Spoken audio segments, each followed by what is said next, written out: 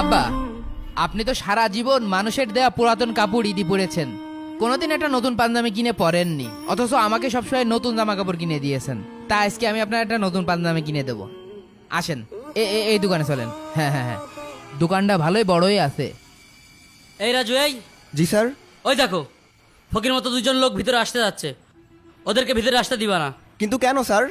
ওদের পোশাক আশাক দেখে কি মনে হচ্ছে যে ওরা ব্র্যান্ডের জামা কাপড় কিনতে পারবে? শুধু দামাদামি করে সময় নষ্ট করবে, তাই ঢোকার আগেই বের করে দাও। Okay sir. আসেন আব্বা। দাঁড়ান ভাই, দাঁড়ান। দয়া করে আপনারা ভিতরে ঢুকবেন না। কেন আমরা ভিতরে ঢুকতে পারবো না কেন? আমাদের ম্যানেজার খুবই রেগে আছে, আপনারা অন্য দোকানে যান। আপনার কথাটা আমি ঠিক বুঝতে পারলাম না। আপনি দোকানে ঢুকতে নিষেধ করছেন, আবার বলছেন অন্য দোকানে যান, এসবের মানে কি? ভাই, আপনার এসবের মানে বুঝতে হবে না। আপনারা কোথায় এসেছেন একবার ভেবেছেন? একবার চিন্তা করেন তো আপনারা কোথায় এসেছেন।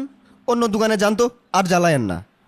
আমি আমার বাবার জন্য একটা ভালো মানের পাঞ্জাবি কেনার জন্য আপনাদের শোরুমে এসেছি। আপনারা তো ভুল জায়গায় এসেছেন।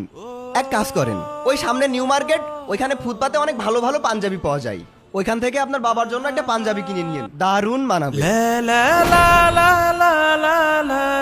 আমি আমার বাবার জন্য বস্তি থেকে পাঞ্জাবি কিনতে এখানে আসিনি, এখানে এসেছি তাকে একটা উন্নত মানের পাঞ্জাবি কিনে দেওয়ার জন্য। এই রাজু, এই জি স্যার। তো বের করে দিতে এত সময় লাগে? স্যার, ইনাদের তখন থেকে যেতেই বলছি, কিন্তু তারা তো যাচ্ছে না। আব্বা আইসো আইসো। এই ভাই, এই আপনারা এখানে এসে ঝামেলা করছেন কেন? জান তো এখান থেকে। আপনি এইভাবে আমাদের সাথে কথা বলছেন কেন? আমি আমার আব্বাকে নিয়ে আসছি আপনাদের শোরুম থেকে একটা পাঞ্জাবি কিনে দেওয়ার জন্য, বারবার বের করে দিচ্ছেন। যান তো ভাই, যান অন্য জায়গায় যান। ফকির মিসকিনদের জন্য এই শোরুম না। এই রাজু, এই এখনই ওদের ঘাট ধরে বের করে দাও তো। এই যান তো, আপনারা অন্য দোকানে যান, বেশি জ্বালায়েন না, যান তো। আব্বা বের চলো হন বলছি। চলো। কি ব্যাপার? কি হচ্ছে কি? ইমাম সাহেব, আপনি আমার শোরুমে কি মনে করে? ভাই, আপনার দোকানে আসছিলাম আমার বাবার জন্য একটা পাঞ্জাবি কিনতে, কিন্তু আপনার দোকানের লোকজনরা আমাদের বের করে দিচ্ছে। কেন বের করে দিচ্ছ কেন? স্যার, তাদের পোশাক দেখে মনে হচ্ছিল তারা আমাদের শোরুম থেকে পোশাক কিনতে পারবে না, এই জন্য স্যার বের করে দিতে বলছিলাম। চুপ বিয়াদব! এই জন্য কারো ভালো চাইতে নেই। কি সমস্যা আছে তাদের পোশাকে? তোমাকে কি পোশাক দেখে বিবেচনা করতে বলেছি? Sorry sir.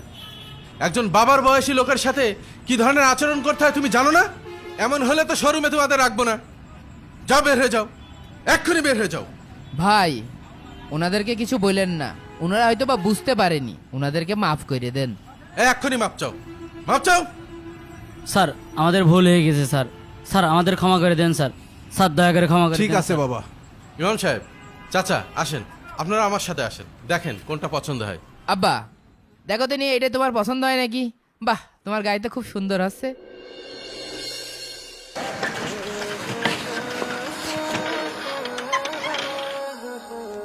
আব্বু,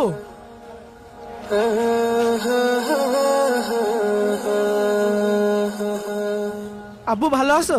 হ্যাঁ ভালো আছি, তুমি ভালো আছো তো? এই তো আলহামদুলিল্লাহ। মনি, তোমার জন্য একটু মিষ্টি নিয়ে আইছি। তাই নাকি আব্বু? এই নাও মিষ্টিটা খেয়ে নে। হ্যাঁ, তো তাই আব্বু, মিষ্টি?